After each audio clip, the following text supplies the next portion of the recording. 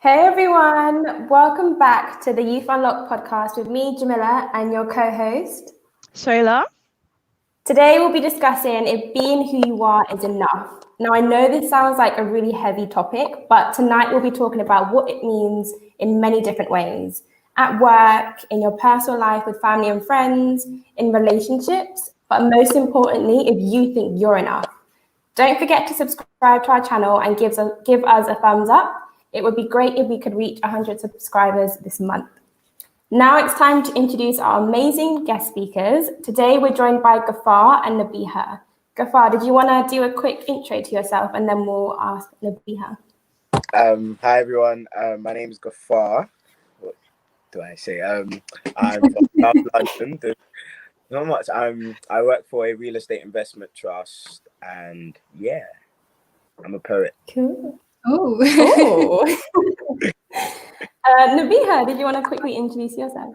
So I'm Nabiha and I'm a second year psychology student. And I like this topic a lot, so I'm happy to be joining. And I've just seen a comment Nida. from hello. Nice that you could join us. Welcome. So before we get into it, I want to see a quick answer to the topic of this episode.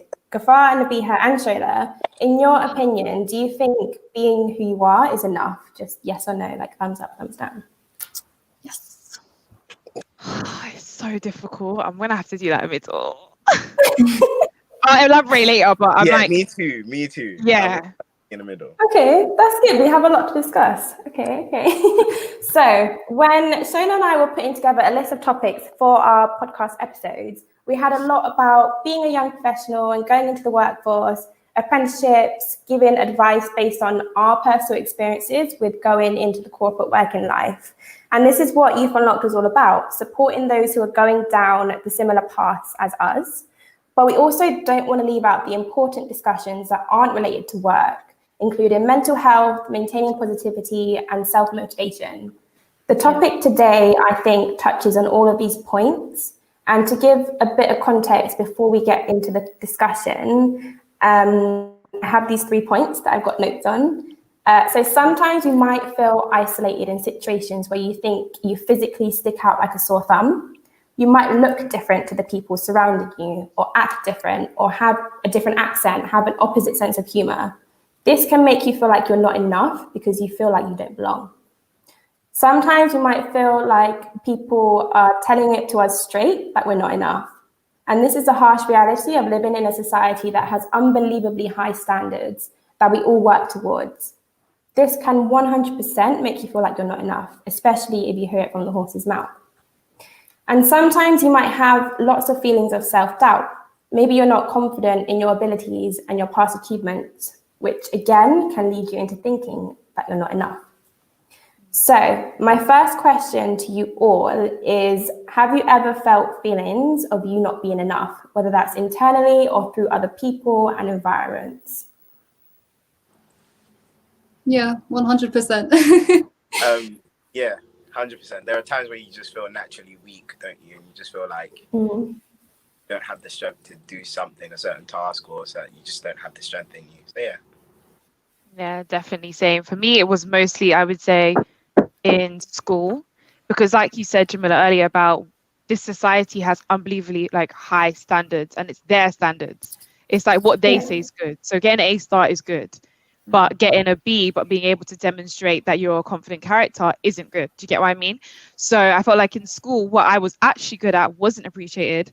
And then it was only like, oh, what results you got meant that you were good enough. And because I wasn't the most academic person, as a result, I felt less than, when really that's not the case.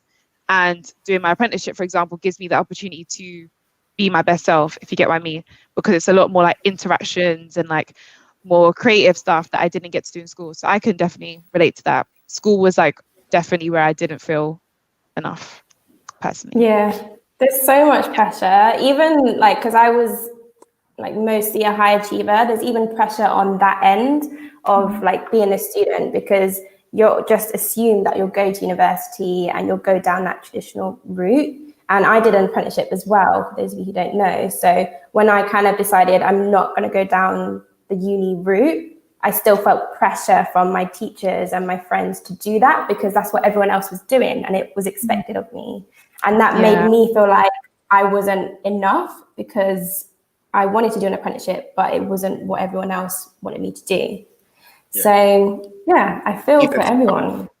Yeah, even to come back to that sort of point, when you're sort of a high achiever or your family is obviously highly, like you said, I didn't want to go to uni, but because my whole family has gone to uni, that sort of that imposition on my life was just like, I'm going to break the cycle. I'm going to be the odd one out.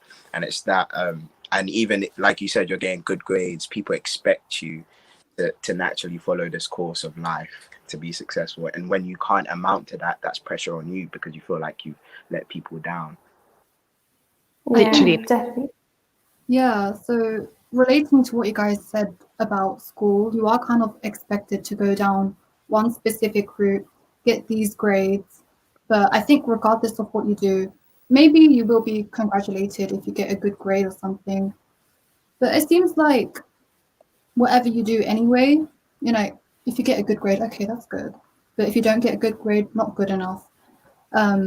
If you don't get into this uni, not good enough. Or even if you are doing good, there will always be something that maybe you're feeling insecure about. And I think relating to school, I would say teachers have a massive role in how they make you feel. Like, okay, if you fail, then, you know, this job's not going to accept you. This uni's not going to accept you. You're setting yourself out in this route of failure, but it's okay to fail sometimes.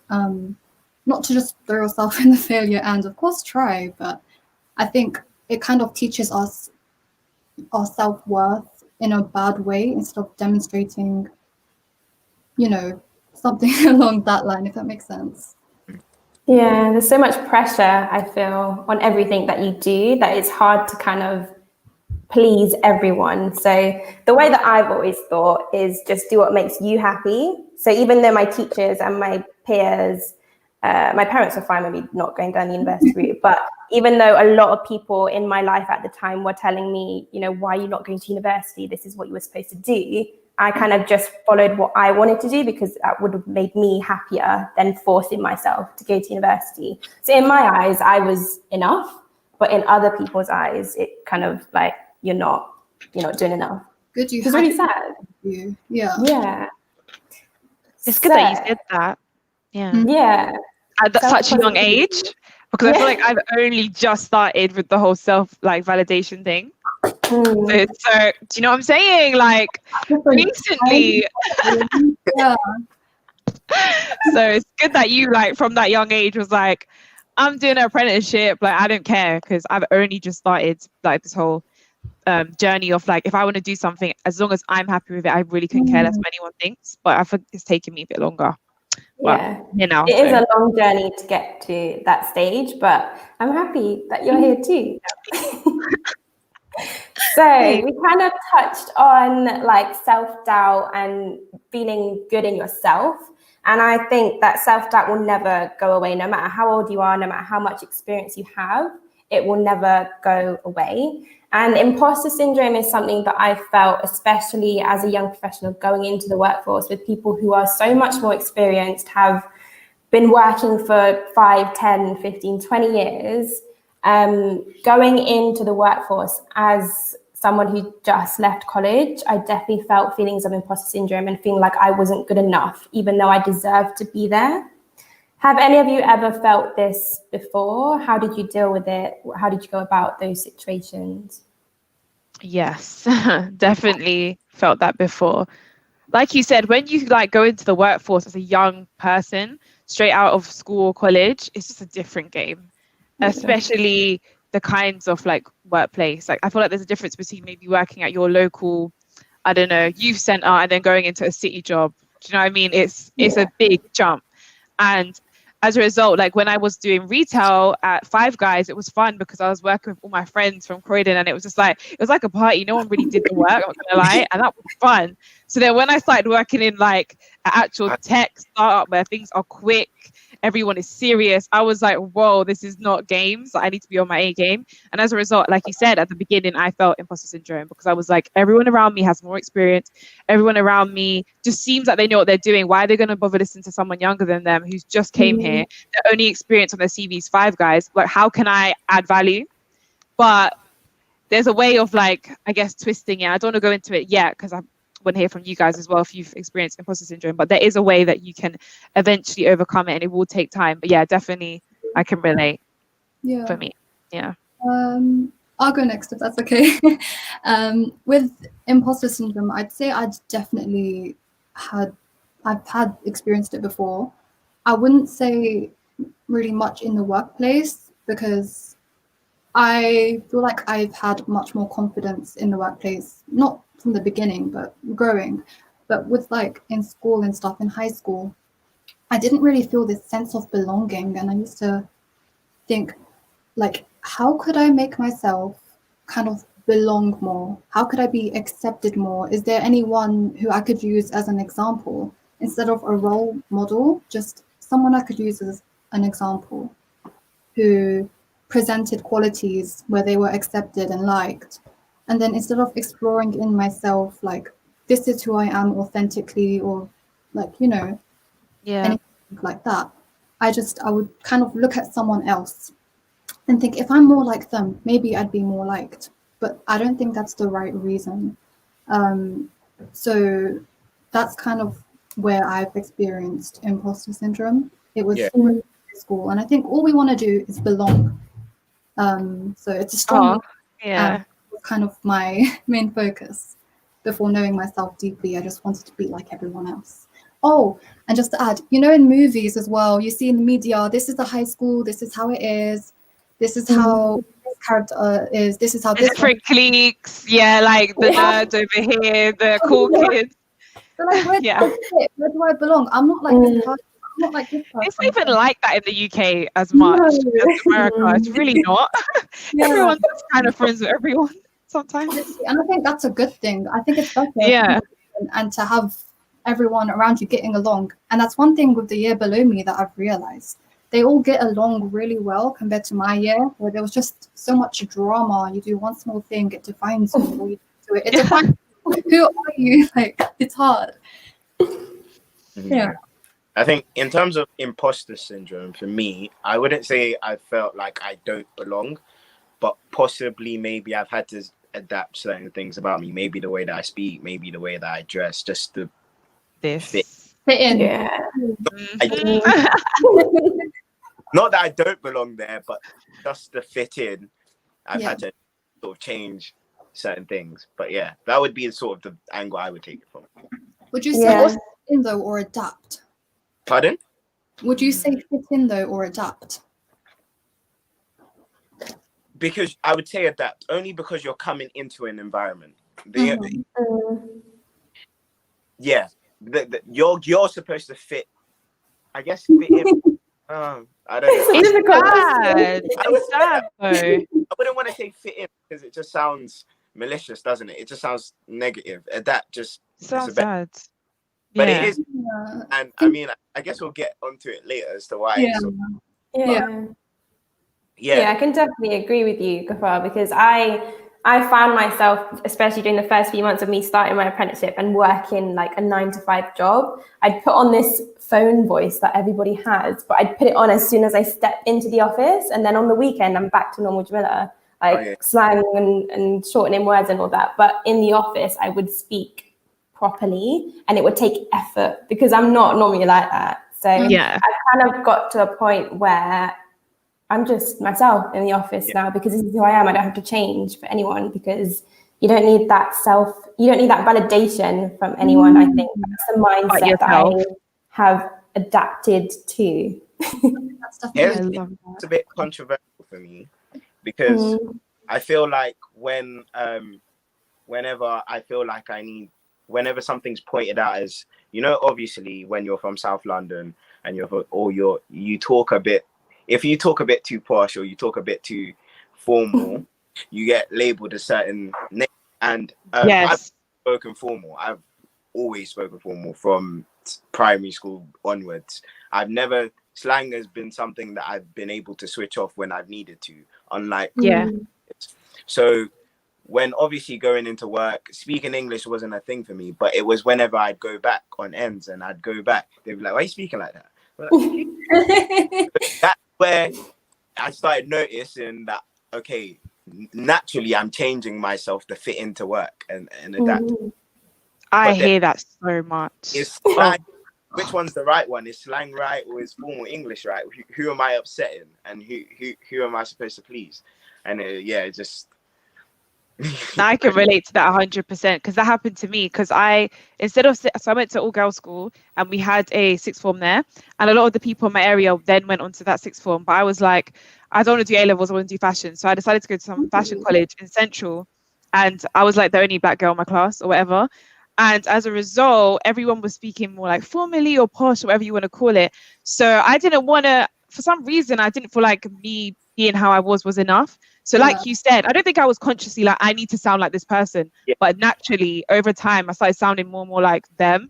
So when I used to go back to ends and be my friends, I'd be like, oh, like you two, like you're fancy now, like going to college in like London. And I'm just like, and they're no, like, I don't know. I was just like, what am I doing? It made me annoyed because I was like, I don't want to code switch. I just want to be myself. Like, why am I like doing that posh over here? Like, it doesn't make sense because that's unfair on me and my mental health to think when I'm with you guys, I have to do this. But the thing is, I feel like everyone does in a way, even if you're not from ends.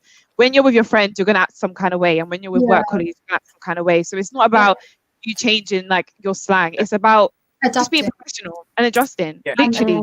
Yeah. So, but you then summarized that perfectly.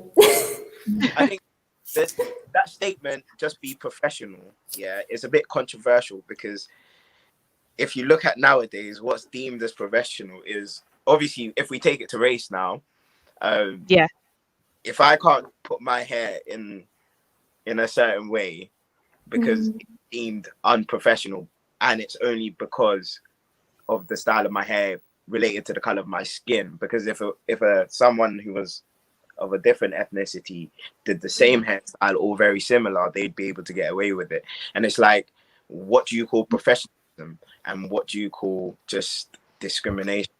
I'm smiling because me and Jamila want to have another episode just on that topic. Because I have a lot to say and I'm conscious if I start, we're not even going to finish this one. But I'm going to need you to come on that episode when we talk about that, because I am very passionate about that topic. Like, I can see myself getting, and I'm like, calm down. It's not that kind of episode today.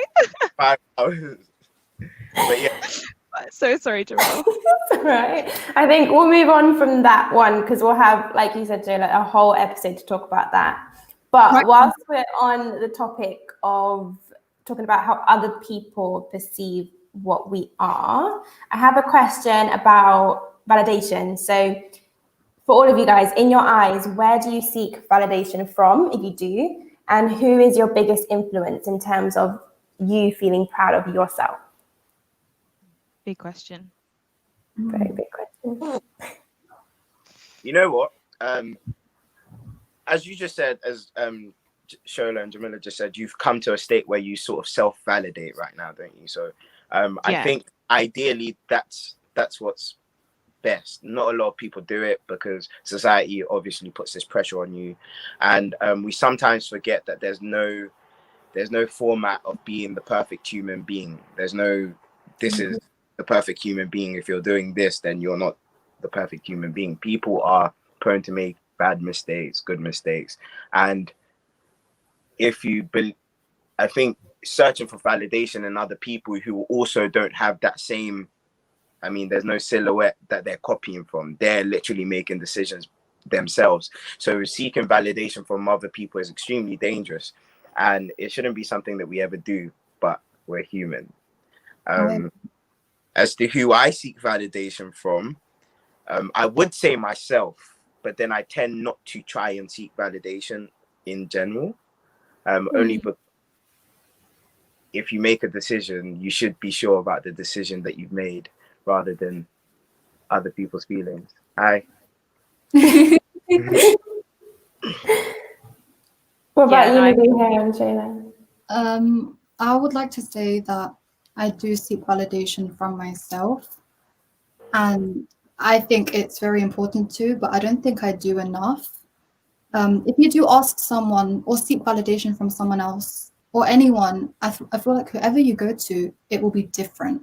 Everyone has their own set lists for what they define to be good enough. But Yeah. even if you did reach their set lists, anyone could find any flaw or anything. So if you put your like if you seek that within someone else, I don't think you're going to get it, at least not 100%, because I think you'll turn into a people pleaser, and that's where you lose yourself more than ever. And then what do you do for you? What makes you authentically you? You just lose yourself. That's what I think. Yeah, no, I agree. It only gets difficult when, like you guys said, I try to say that I'm all about self-validation. But the problem with life is that isn't true, because a lot of the stuff to get further in life, or just to get on, you do need someone else to approve, or someone else to tell you like you did a good job, so you can now get a pay rise, or you did a good job, so you can now get access to this opportunity. So it's really difficult. But I think what I try to say to myself is the self-validation bit comes when whatever I do, as long as I'm happy with it, that's cool. So for example, if I want to get a pay rise, if I know I've worked extremely hard for it and my manager says doesn't validate it, it doesn't actually matter, because I know I've put in the work, and then I can make the next decision if I want to stay and prove more to you, or if I want to leave, for example. So as much as people say self-validation, also consider that you will at sometimes like need validation of others to get something. But as long as you're happy with the thing that you did, that's good enough. But to go through life saying I only care about me and my opinions, yeah, it's like no, other people sometimes. Do you get what I mean? I don't know, but yeah, completely. I always sorry. No, it's fine. It's just a little add-on. I always like go with the thought of I have to make myself happy first, but I also like keep on top of my mind, Shona, what you said of there's some situations where you have to put other people before yourself, and you can't get around those, and that's perfectly fine. But I think that you shouldn't need to seek validation from others in most situations. You should always put yourself first, to an extent. Yeah.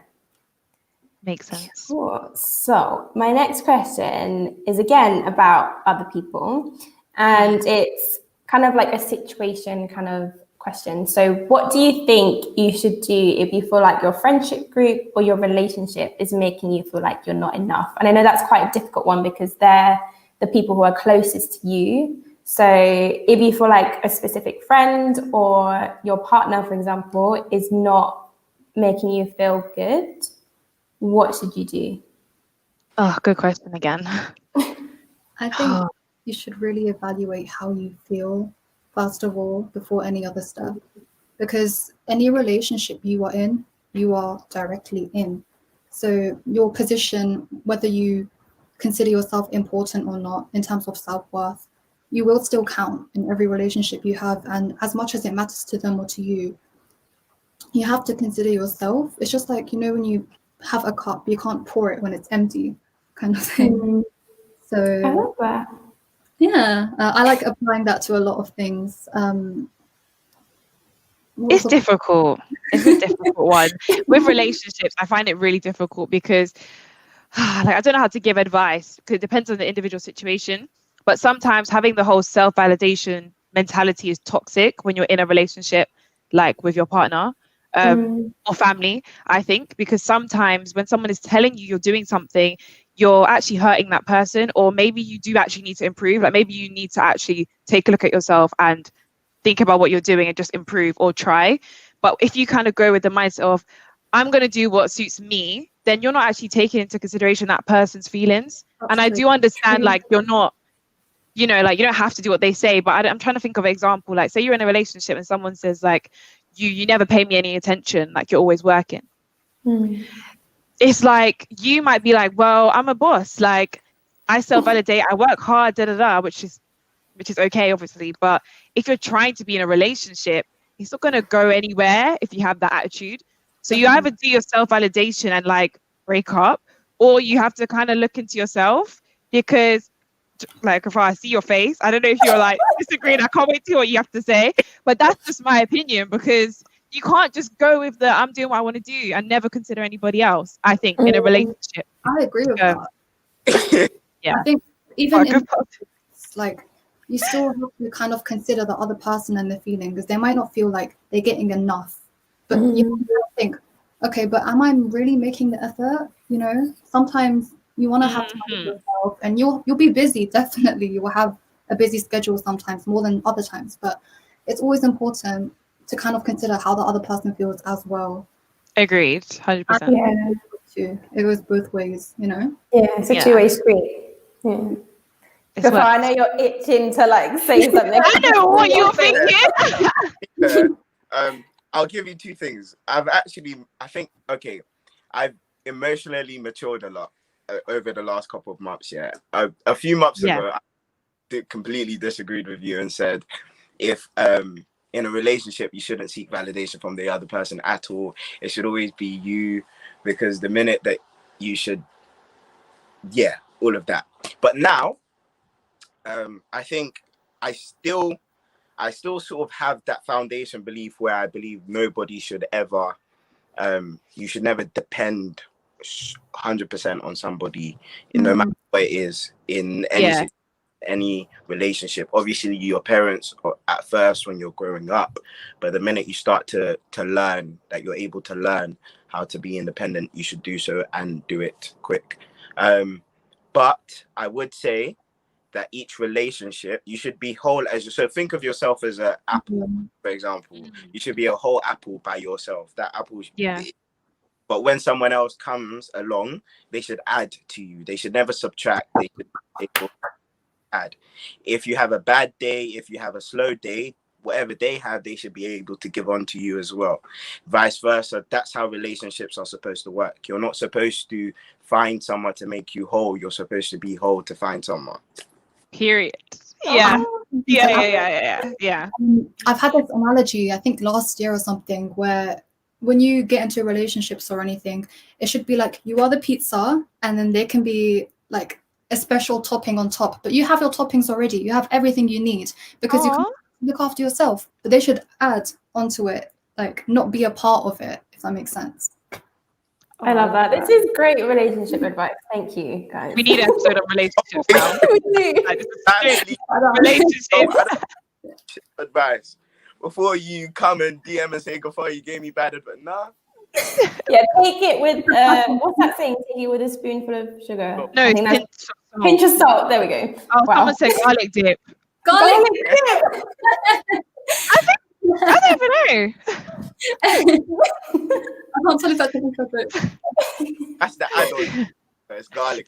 I'm guessing you're Yeah, that makes sense. Oh, and it is pinch of salt. Yeah. There we go. Love that. Cool. So my next question is about going for things that are out of our reach. So as humans, I've noticed we're a lot less likely to go for things that aren't in our reach. So this could be a reflection of our self-doubt and believing that we're not good enough. Why do you think we listen to that voice inside our heads that tells us not to go for things, whether that's a job, an award, approaching someone on the street to get a number? How can we encourage younger generations to have a more like self-positive mindset?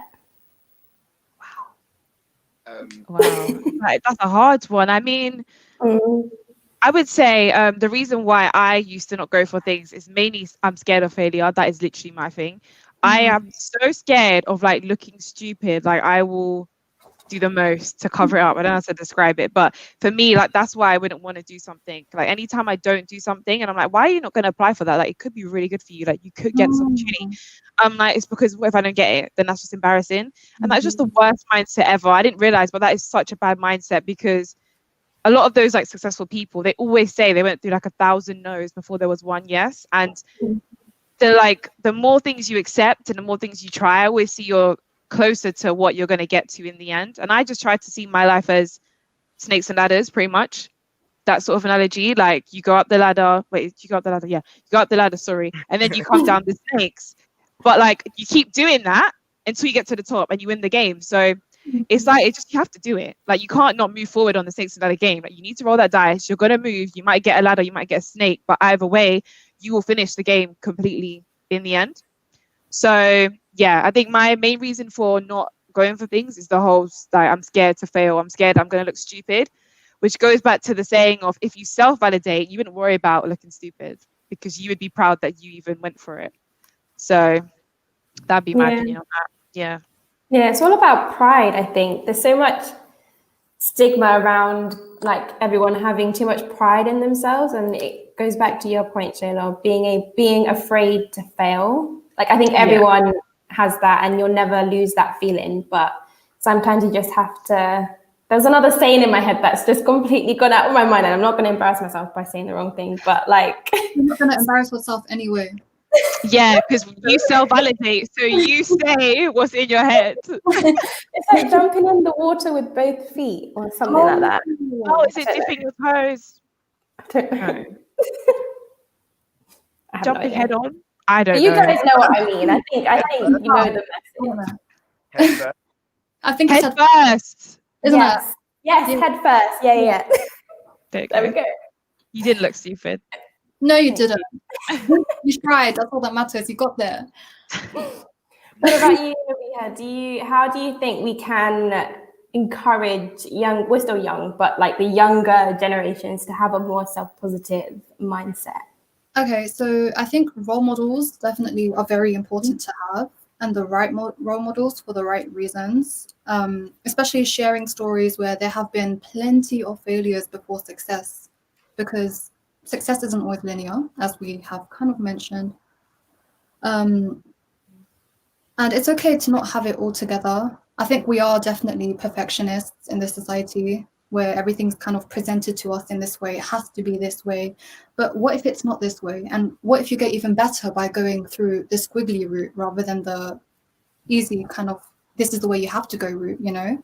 I would say it's okay to not know everything. And I've been guilty of this where I've doubted myself, and I still do sometimes, when it comes to having an idea and not going through with it.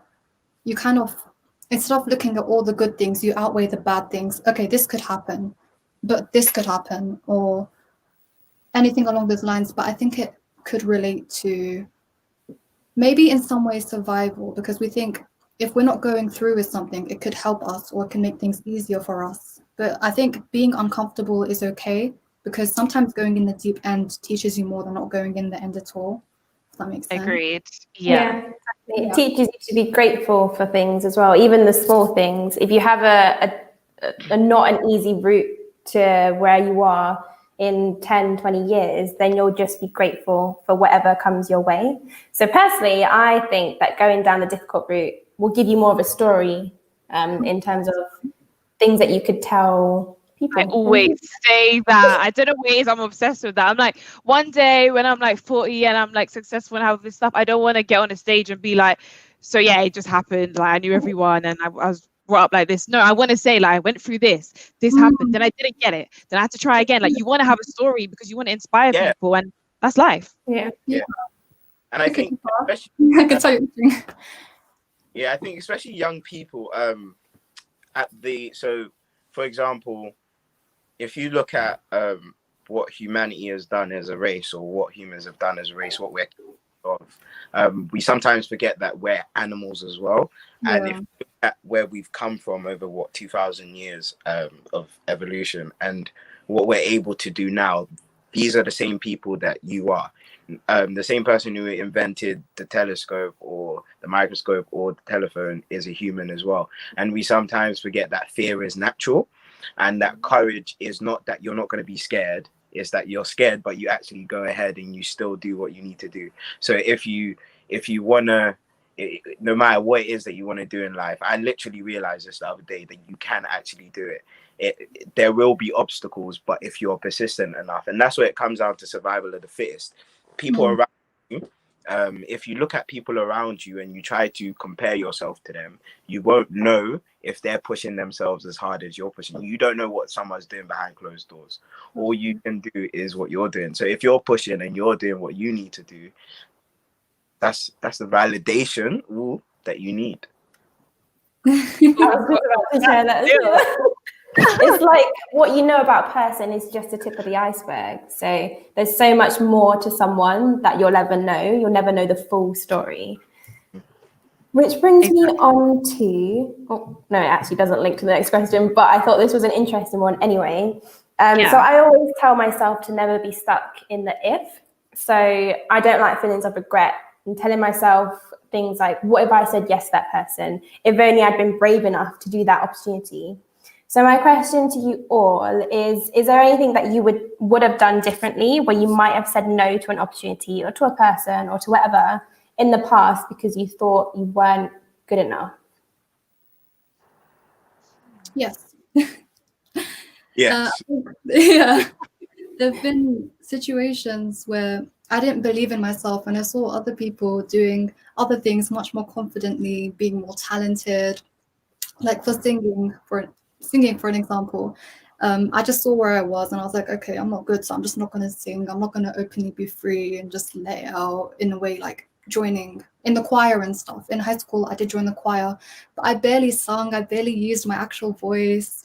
I just felt like I wasn't good enough because the people around me, they had vocals. They were like crazy with their vocals and they were so talented. But instead of exploring myself, I just belittled myself in the situation. But only years later, I just started using my voice alone. And that's when I actually started building confidence with it, but to myself, not around like the situations I was in before. Yeah. I don't know. Yeah, with me, I feel like the basic example I can possibly give is in poetry. So obviously I do, and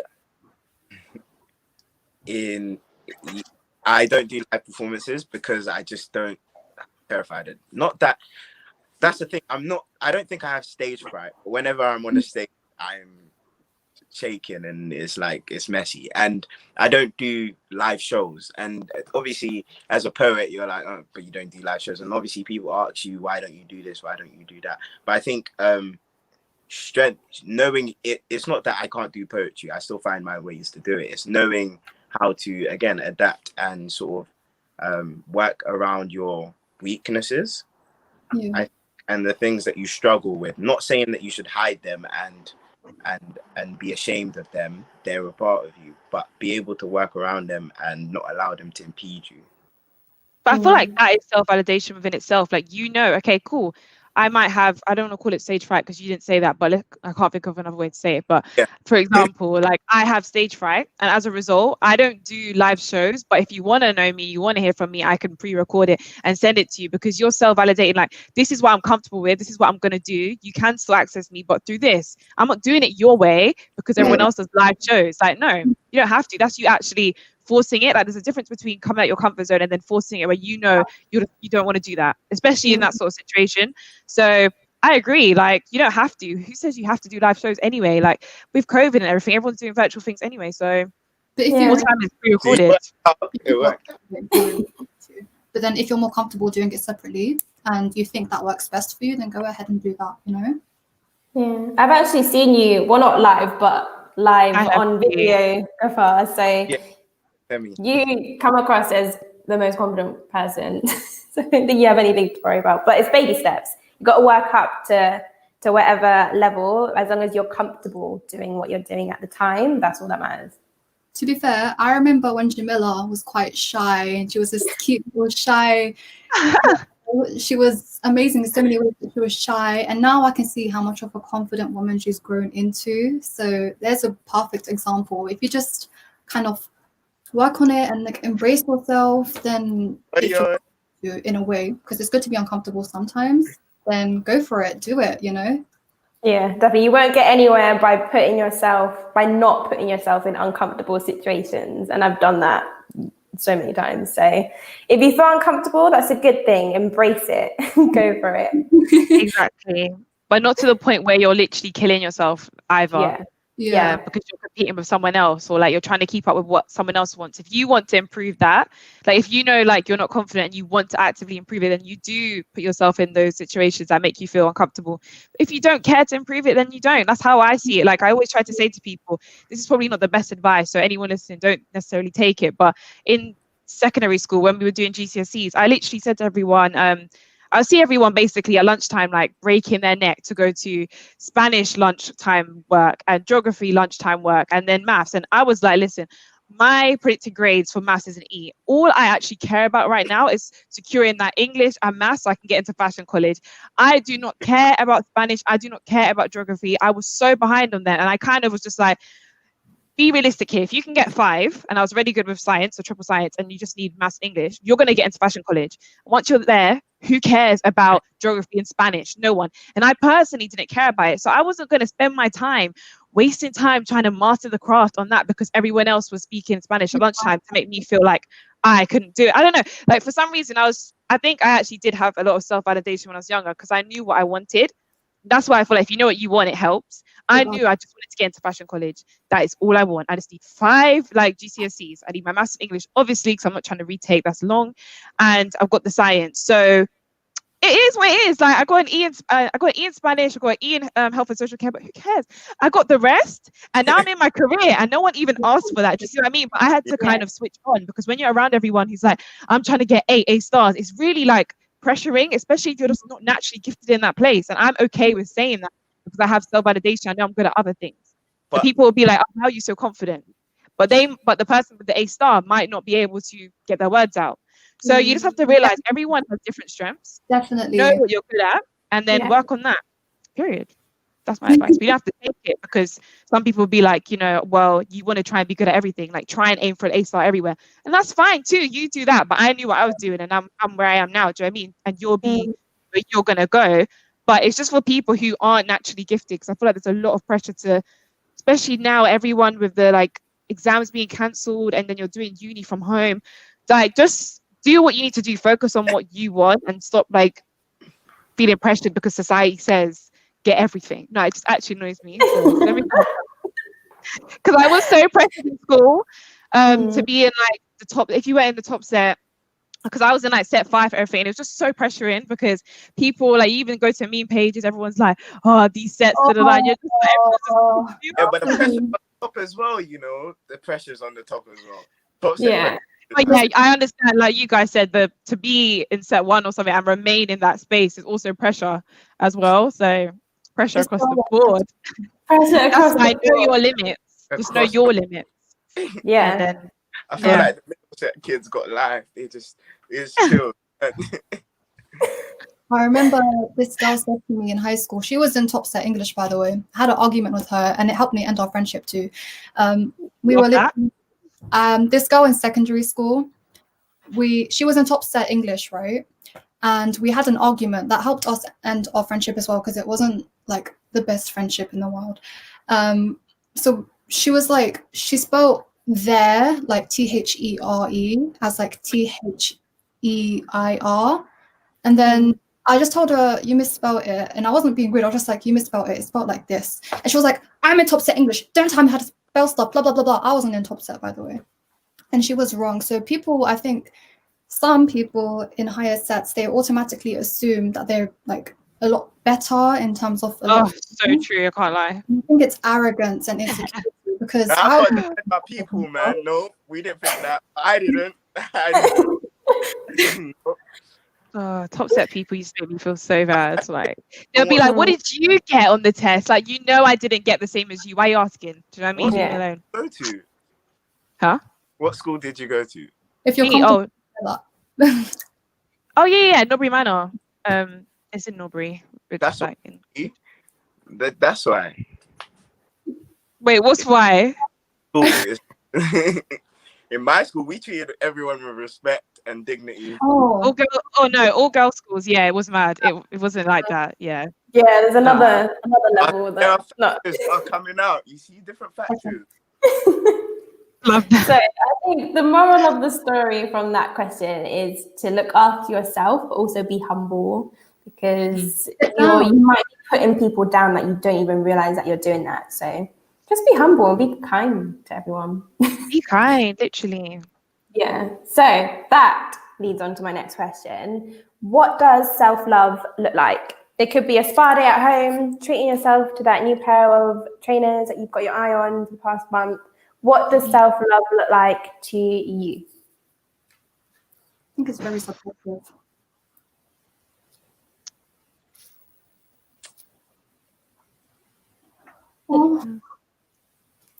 Another example. Reason. Let's see how she is now. Hopefully, she's got self-esteem and self-love now, and she doesn't feel to bully. Yeah, sorry to hear that. Literally, yeah. School stories are just mad, but yeah, those people. We move exactly, and you're probably doing amazing things now. Exactly. And you don't need that person. So 100%. You're so strong. literally. Sorry, Jamila, what was the question? I forgot. My mind is so bad. Yeah, No, sorry, that distracted me. And I was like, what? I don't remember myself. It was about self-love. So what does self-love look like to you? Yeah, that was it. Wow. I would say for me at the moment, it's not necessarily like doing a spa day or something. I think basically what this COVID world taught me is that self-love isn't, you can't rely on like an object or something to make you happy, because I feel like prior to COVID, I'd be like, I'm treating myself because I'm going on a girls' night out, or I'm doing this because I'm doing that, because I'm going out, I'm meeting people, because I'm ordering this stuff, I'm treating myself. That is self-love. Like, I'm going to go to the spa, I'm going to get my nails done, my eyebrows done. And that felt like me doing self-love. And then when that was all taken away, like, no, sit your ass inside. No one's allowed out. What do you say? I think that's more like self-maintenance, you know, like. Yeah, exactly. That's what I think. I got it twisted. Like, if Jamila asked me this last year, well, before, so like January or whatever, I would have said, yeah, me like having a spa day. And like you just said, like that is actually self-maintenance. I don't know if that, it might be a branch of self-love, but it shouldn't just be self-love. I think for me right now is just accepting, like, on a basic level, this might sound like really not interesting, but if I'm tired, I'm tired. This is me doing self-love right now, because work is a stressful thing at the moment, especially if you've been working from home since February last year, yeah, and you're in a very busy organization. Self-love to me right now is just like, you're on Zoom, you've been on Zoom meetings all day, just clock off, ignore it, leave it, go and sleep, go and take yourself and just sit on the sofa, go and watch something, just listen to what my body's telling me. That is self-love. Because before I would just push on, keep on going and be like, no, it's okay, I can wait for the weekend when I go clubbing. No, that is not self-love. Self-love is listening to yourself and trying to rely on nothing around you. Like me saying I'm tired, it doesn't rely on anything, a product or someone else. It's just, I'm tired, so I'm going to go to sleep. So at a basic level, that would be mine. Yeah, it's like internal happiness. I think you said this to me the other day, Shola, about internal happiness and making sure really running. you're happy in yourself. So. That's embarrassing. What about you, Gafar? How do you define self-love? I think it's quite difficult. Very similar to Shola. I think because when you're so, I don't know how to look inward. Yeah, me too. Sometimes. 100%. So, like I said, my emotional maturity is almost zero, and that means I don't recognize when I need to sort of take care of myself emotionally. So like Shola, self-maintenance, yeah, you go get a haircut, you might buy a few trainers here and there, but those are material, they don't really do nothing. Yeah. It's actually a very good question. I don't know if I show myself self-love, if I'm honest, completely honest, but I think that sort of question now opens in my mind to how can I show myself self-love. Oh, that is definitely it. Oh gosh. Yeah, definitely. I'm not gonna lie to you. I had one this morning. That's my room's clean. I had it yesterday. That was me last week cleaning my wardrobes because it was really bad. So I can relate. And it's fine to feel like that, isn't it? Like you have your, but you have your days. Yeah, don't let Oh, month. No, don't do a month. Try. Yes, I feel like it's continuous. It's not self-love is X, because as you get older, you have new experiences. Like now we're not allowed to go out. You have to kind of adjust your self-love, but yeah. And now, like you said, we can't go out. So self-maintenance is probably the way that we can show ourselves self-love. And like I don't know what her name was. Sorry, I didn't see it. But like you said, tidying up your room. If you see yourself slacking in 3 days, you haven't really done anything. Your room's looking a bit. G-check yourself. Say, it's been 3 days. Get up, tidy your room. That's the first thing you do. That's your motivation. And then you after that, yeah. I think really looking into yourself and your needs is a big part of self-love.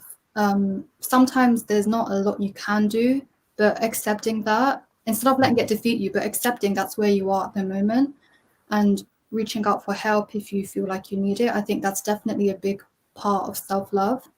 But also for me, during the recent years, the people who I have in my life, especially keeping on social media, who I'd see, who I'd like think about in terms of how I'd think about them as well. I think that's a big part of self-love to me, having the right people in my life, because I've had parts and times where there were people in my life and I didn't feel like they brought the best in me. They didn't really make me feel good. And then I'd think to myself, why am I friends with these people? Do they bring out good energy in me? Do they make me feel good about myself? Do they help me when I feel down? Or do they want to? How people make you feel about yourself, I think, is definitely a big part to consider. Even friendships. Are these friendships like supportive? Are they healthy? Or are they kind of toxic? Or are they just there for this or this or this? So for me, self-love is definitely considering my needs and if I'm keeping the right things around me, because I believe what you have around you, it will consume you and it makes a difference to how you feel, how you think. Are you around people who would encourage you to do good things, make good decisions, better yourself? Will they want you to kind of go for the best things? Will they be happy for you when you achieve good things? I think there are a lot of things to consider, but definitely listening to your needs and doing what feels right inside of you. I think You're making some really good points, because I even did like ages ago Instagram clear out, if you want to call it that. Where I was following people that were just making me feel bad about myself, not because they were actively saying anything bad, but just their lifestyle that they were portraying. And I know I'm here doing these hard-earned hours, you know what I mean? I was just like, I need to get comfortable with myself. So I'm going to have to be selfish. I'm going to have to basically delete all these influencers off my line so that I can feel happy with what I'm doing and not see everybody in Dubai having fun.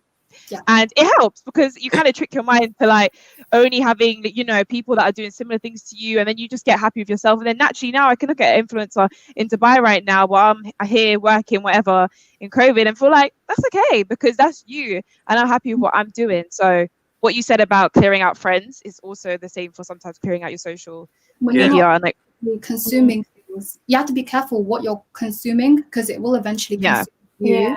So be careful. You should again with self-love, the whole social media thing for me, the Instagram clear out thing has always been big for me. I've never sort of followed people. I don't follow a lot of famous people for that exact reason, because we have nothing in common. Your lifestyle is completely different from mine, and I can't relate to you. So like the things that I follow are mundane things. Like you'll see me follow comic book pages because these are things I'm interested in. So around things, I think people should really go on their social media and put things there that you really, even if it's a bit nerdy or a bit cheesy, it makes you happy, and no one else goes on your social media but you. Sees. So yeah, treat yourself. Yeah. Oh, thank you guys. Jamila, what about you? Yeah. Yours. Oh, I actually didn't. I wrote these questions and I didn't think about how I would answer them. Self-love for me is having me time, because I work 9 to 5, Monday to Friday. So I'm almost always on like online on Zoom calls with people, chatting to people, trying to maintain those relationships. But sometimes I just need me time. Sometimes I just need to go into a separate room, be on my laptop, put headphones in, and just work by myself. So that for me is self-love, because again, going back to the point of putting yourself first and making sure that you're okay. Because if you're not okay, you're not gonna perform well, or you're not gonna come across well. So just taking that time out and just doing things that I like. Love that. Yeah. I think that's underrated, doing Good things tips. you like, things that make you happy, because during lockdown especially, I realized there was a period where I was not doing anything that really made me happy, like, Mm. you know, hobbies and stuff and you time. I think it's definitely really important to have as a part of self-love too. Yeah, and going after what you love. So even though I do an office job, I've always been a creative person. So I'm still doing creative stuff on the side. Even though I feel physically tired on the weekends, I kind of tell myself this is what you enjoy. So make time for things that you love. And you'll just be happy inside. Internal happiness. That's the moral of That's this the whole theme. episode. Yeah. Mhm. So I have one more question, and we've kind of reflected on like validation from others and external things, but I want to ask about you. So how do you celebrate you being you for who you are? So in what ways do you feel proud to be the person that you are today? There's always a silence after the questions, like you're just thinking. It's like, let me think. I think. Ooh. Ooh. Wait, repeat that. I can probably answer the first question, which is how do you celebrate? I think Yeah, so. let's How go do for you that one. celebrate How do you you? celebrate you being you? Okay. The problem, I feel I'm going to say something that literally contradicts everything I just said, Okay. Okay. but I'll explain. So like, Mm. and it's something I need to, basically it's work in progress. I need to work on this. Everyone. So I'm aware. But I Yeah. feel like the way I celebrate being me does sometimes rely heavily on others. I guess it's because growing up, I was never like someone who got bullied. So as a result, like I always had like a good sort of people. I don't know if they were necessarily the best like influences, but I had people around me that I felt that were friends, etc. So hearing people tell you like you're amazing at this, or like can you help me? Like I love when young people will come to me, like, or younger people will come to me and be like, oh, I saw that you did this apprenticeship, like can you help me with this? Or I see that you're doing this podcast, like how can you support me to make mine? For me, that makes me feel like it's celebrating me being me, because I'm just doing what I'm doing. I'm just trying to be myself, work hard, but support other people. And then when those younger people recognize that and they're like, I want to be like you inspire me, can you help me? That really like is something that makes me feel like, oh my God, I'm celebrating literally just being me. Like these younger people will see me and be like, I want to be like you, like can you help me? That just makes me internally feel really good about myself.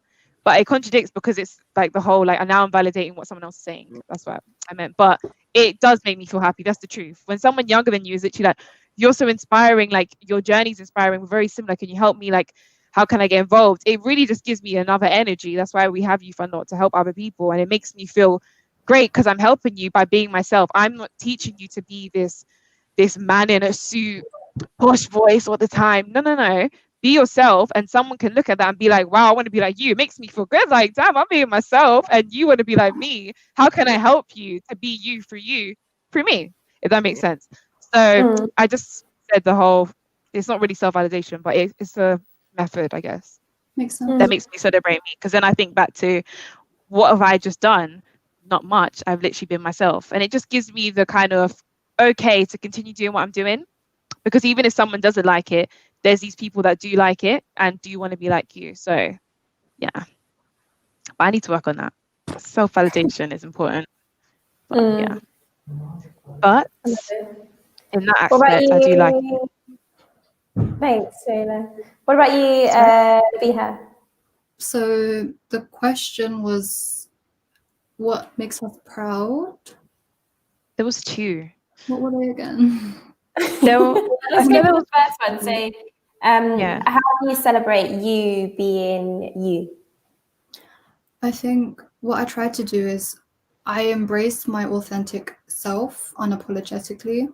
So I do that through poetry, going mental with my sisters, but also I think using my experiences for a better purpose rather than looking at them as a bad thing, like the bad side of purposes that can exist. Using them for the better good rather than letting them be something else.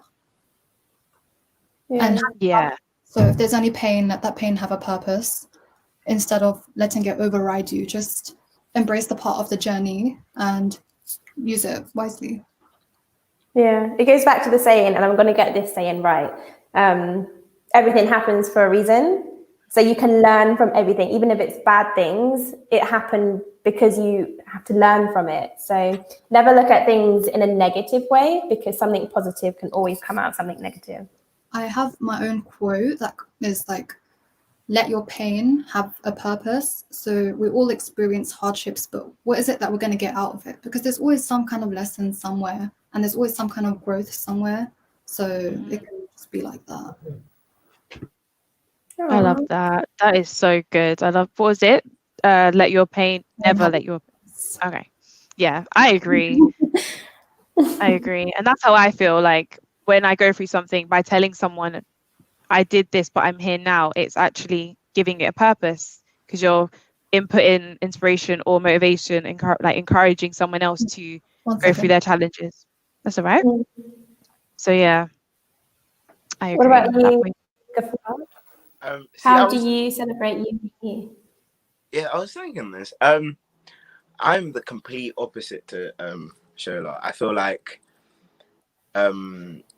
compliments from people, when people tell me I've done a good job or this and that, I really get like anxious and unnerving. I don't like it. I don't like praise. I really don't like it. It makes me feel I'm putting this back on here just to do that. I saw it. I was gonna message her later.